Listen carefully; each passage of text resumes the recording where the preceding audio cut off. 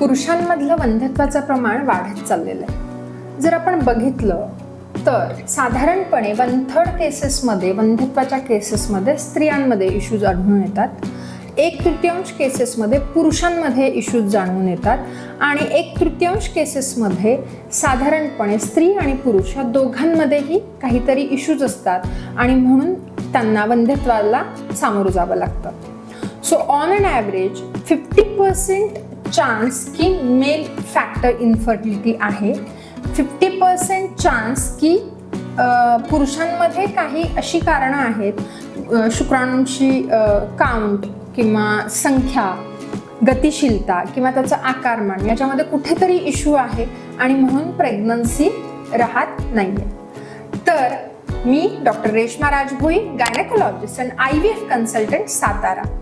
आज आपण जाणून घेणार आहोत अशी काय सिक्रेट्स आहेत की ज्याच्यामुळे आपण त्या पुरुष वंध्यत्वाबद्दल आपण काही करू शकतो, काय सिक्रेट्स आहेत की आपला काउंट आपण वाढवण्यासाठी पाऊल उचलू शकतो, मोटिलिटी म्हणजे गतिशीलता वाढवण्यासाठी पाऊल उचलू शकतो।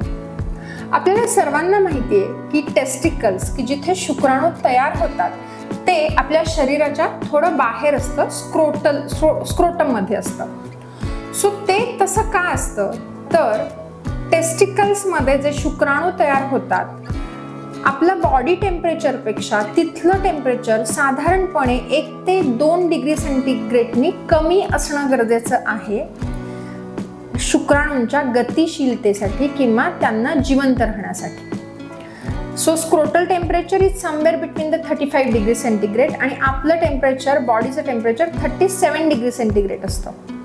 त्याच्यामुळे testicles are bit outside the abdomen, त्या स्क्रोटल एरियामध्ये आहेत। सो टेम्परेचर म्हणजे हाय डिग्री टेम्परेचर आपल्याला अवॉइड करणं प्रेग्नन्सीसाठी आणि जेव्हा आपण पुरुष वंध्यत्वाला सामोरं जातोय तेव्हा ते इम्प्रूव्ह करणं गरजेचं आहे। जसं की जर ओबेसिटी असेल म्हणजे लठ्ठपणा असेल तर स्क्रोटल एरियाचं टेम्परेचर जास्त असतं, त्याच्यामुळे BMI कमी करणं, बॉडी मास इंडेक्स कमी करणं, वजन कमी करणं खूप महत्त्वाचं ठरतं। दुसरी महत्त्वाची गोष्ट, जर आपण उष्णतेशी रिलेटेड खूप काम करतोय, लॉंग ट्रॅव्हल टाइम असेल, इंजिनच्या जवळ बसून ड्रायव्हिंग असेल तर आपल्याला शॉर्ट ब्रेक्स घ्यायचे आहेत। स्क्रोटल एरिया जो आहे तो थंड पाण्यामध्ये सोक करायचा आहे सो दॅट तिथलं टेम्परेचर जे आहे ते रिड्यूस होत आहे।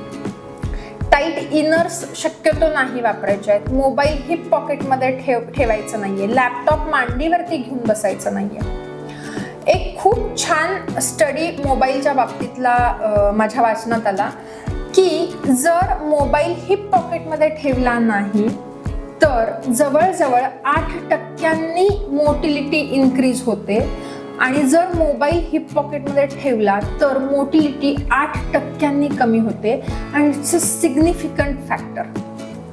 अजून एक खूप चांगला अभ्यास असा बघितला गेला की जर उष्णता त्या एरियाची थोडीशी कमी केली गेली की टेम्परेचर थोडं कमी जर केलं गेलं तर साधारणपणे जर 3 महिने त्या पुरुषांनी जर ते सगळ्या गोष्टींचं अवलंबन केलं तर जवळजवळ 20 ते 25% गतिशीलता शुक्राणूंची आपण वाढवू शकतो।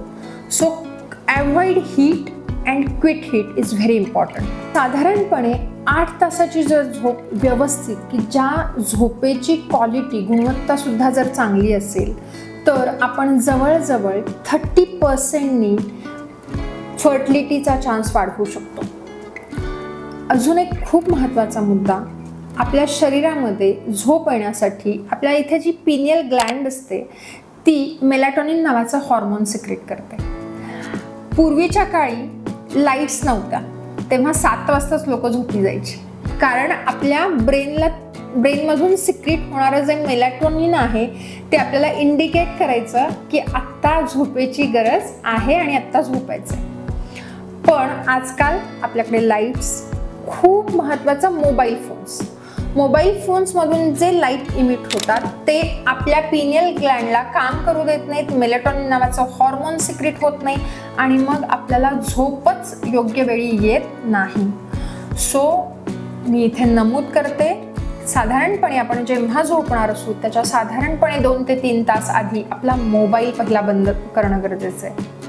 इमर्जन्सी वर्क जर असेल की लाईक डॉक्टर्स आहेत की ज्यांच्यामध्ये फोन तुम्ही टाळू शकत नाही, पण स्क्रोलिंग ऑफ रील्स आणि हे आपण नक्कीच टाळू शकतो.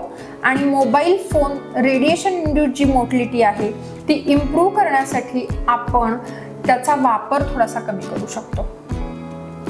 तिसरा मुद्दा आहे तो एक्झरसाइज म्हणजे व्यायाम. आपल्याला सर्वांनाच माहिती आहे की अति काहीही चांगलं नाही, तसंच कमी काहीही चांगलं नाही. खूप हेवी एक्झरसाइजेस, जिम ट्रेनर्स किंवा सिडेंटरी लाईफस्टाईल अजिबात एक्झरसाइज करत नाही, त्यांच्यामध्ये सुद्धा मेल इन्फर्टिलिटी जास्त दिसून येते. त्याच्यामुळे moderate exercise is very important. आणि एक्झरसाइज इज व्हेरी इम्पॉर्टंट कारण शेवटी आपली जीवनशैली जर चांगली असेल तर आपल्या शुक्राणूंची गुणवत्ता चांगली होणार आहे. जेव्हा हेवी एक्झरसाइज करतो किंवा लॉंग डिस्टन्स सायकलिंग जे लोक करतात त्यांच्यामध्ये स्ट्रेस हॉर्मोन्स खूप वाढतात. जेव्हा स्ट्रेस हॉर्मोन्स वाढतात it affects the sperm concentration, sperm count and sperm motility. आणि म्हणून जे काही आहे ते मॉडरेट अमाऊंट इज गुड. म्हणजे साधारणपणे 30 ते 35 मिनिटांचा व्यायाम, मग त्याच्यामध्ये वॉक, एरोबिक्स हे चालू शकतं. Yoga is very important. पुढचा मुद्दा येतो व्यसनं, मद्यपान आणि धूम्रपान. अभ्यासांती असं दिसून आलेलं आहे की जे लोक मद्यपान किंवा धूम्रपान करतात आहे किंवा टोबॅको असो, गुटखा असो, त्यांच्यामध्ये स्पर्म DNA फ्रॅगमेंटेशन इन्क्रीज होतं. त्याच्यामुळे शुक्राणूंची गुणवत्ता कमी होते आणि प्रेग्नन्सी राहायला इश्यूज येतात. अशा पेशंट्समध्ये एम्ब्रिओ क्वालिटी, आपण जेव्हा IVF करतो तेव्हा सुद्धा असं लक्षात येतं की एम्ब्रिओ क्वालिटी जी आहे, गर्भाची जी गुणवत्ता आहे ती पुअर असते. त्याच्यानंतरचा मुद्दा आहे इन्फेक्शनपासून आपल्याला दूर राहायचं आहे. मग ते इन्फेक्शन सेक्शुअली ट्रान्समिटेड डिसीजेस असतील की जर इन्फेक्शन झालं तर नेक्रोझोस्पर्मिया होतो, पायोस्पर्मिया होतो की ज्याच्यामध्ये डेड स्पर्म जास्त असतात आणि शुक्राणू पूर्णपणे डेड असतात. इन्फेक्शनमुळे शुक्राणूंची गतिशीलता, शुक्राणूंचा काउंट म्हणजे संख्या, आकारमान हे अफेक्ट होतं आणि त्याच्यामुळे प्रेग्नन्सी राहायला अडचण होते. So avoid infection. आणि जर इन्फेक्शन असेल तर चांगल्या लॅबमधून सीमेन अनालिसिस केलं तर आपल्याला इन्फेक्शन आहे की नाही कळतं. त्याच्यानंतर स्पर्म कल्चर आपण करू शकतो की कोणत्या प्रकारचं इन्फेक्शन आहे ते आपण बघू शकतो, कोणते अँटीबायोटिक्स त्याच्या अगेन्स्ट मारक आहेत हे आपण बघू शकतो. आणि त्याच्यावरती ट्रीटमेंट जर घेतली आपण योग्य, 14 दिवसांचं जरी अँटीबायोटिक घेतलं तरी सुद्धा ते इन्फेक्शन पूर्णपणे आपण घालवू शकतो. पुढचा मुद्दा येतो अँटीऑक्सिडंट्स. स्टडीजनी प्रूव्ह केलेलं आहे की vitamin C, vitamin E, omega three fatty acids, lycopene, कोक्युटेन हे जे आहेत हे आपल्याला स्पर्म काउंट, मोटिलिटी आणि खूप महत्त्वाचं म्हणजे त्यांची गुणवत्ता वाढवण्यासाठी मदत करतात. आणि म्हणून त्यांचं सेवन जर डॉक्टरांनी प्रिस्क्राईब केलं असेल तर नक्की घेणं गरजेचं आहे. पण डॉक्टरांच्या सल्ल्याशिवाय कोणतीही गोळ्या औषधं घेऊ नका. त्याचं कारण असं आहे की ओव्हर द काउंटर तुम्हाला कोणत्या प्रकारचं गरजेचं आहे तेच औषध तुम्हाला दिलं जाईल.